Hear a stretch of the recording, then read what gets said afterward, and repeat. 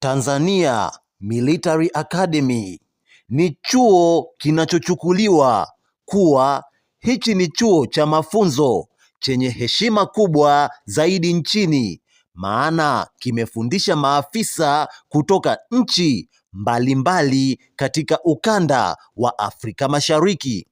Kwa kawaida, kujiunga na TMA Tanzania Military Academy inahitaji kwa ufupi uwe askari wa JWTZ mwenye sifa za kielimu, lakini watu wenye elimu ya juu kulingana na mahitaji ya jeshi.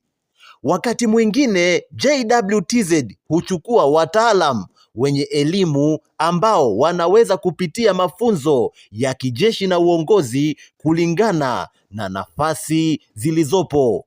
Kwa ufupi, TMA Tanzania Military Academy si chuo cha kawaida ambacho mtu anaomba moja kwa moja kama vyuo vingine. Asante sana, nikutakie kila la heri.